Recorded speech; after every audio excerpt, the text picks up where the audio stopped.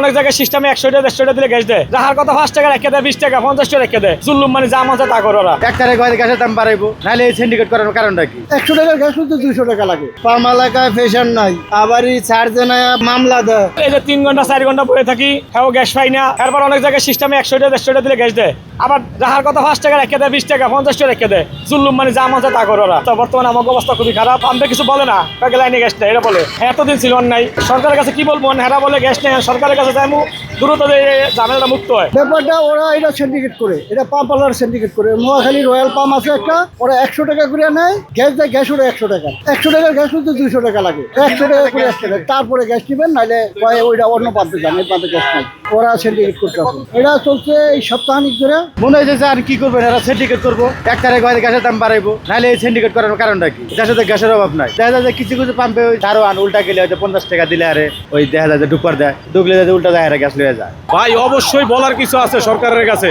এটা তো আগে প্রবলেম হয় নাই, এটা এখন হঠাৎ করে গ্যাস বিদ্যুৎ এগুলা কেন প্রবলেম হয়? তাহলে আমাদের প্রধানমন্ত্রী এগুলা দেখতেছে না, উনি এই দায়িত্বে লোক বহাইছে না, উনি ভালো বলতে পারবে যে কেন এই সমস্যাগুলা দিচ্ছে, আর কেন এই সাধারণ নিরীহ মানুষ কেন কষ্ট করতেছে, এগুলার ভোগান্তি কেন আমরা সাধারণ নাগরিকরা দিব? আমরা কি এই দেশের নাগরিক না? আমরা এইগুলো কেন দিব এই ভোগান্তি গুলা? আমরা যদি সারাদিন লাইনে থেকে গ্যাস নিতে হয়, তাহলে আমাদের যে কাজ কাম গুলো আছে সেগুলো আমরা কিভাবে করব?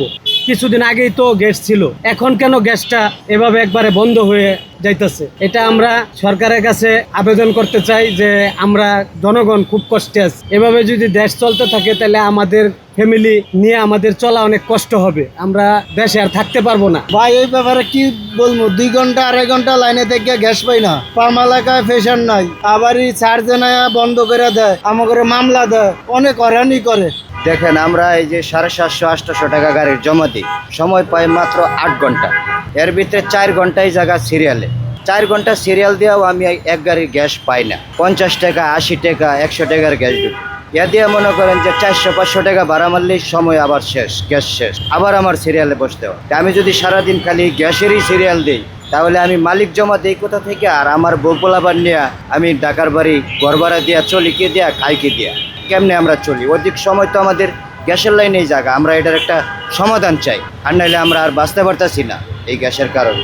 অবস্থা তো খারাপই। একটা গাড়ির জমা হয়েছে 1160 টাকা, এর মধ্যে আমগো পাই না গ্যাস। গ্যাস তো নাই আজকে 3-4 দিন ধরে।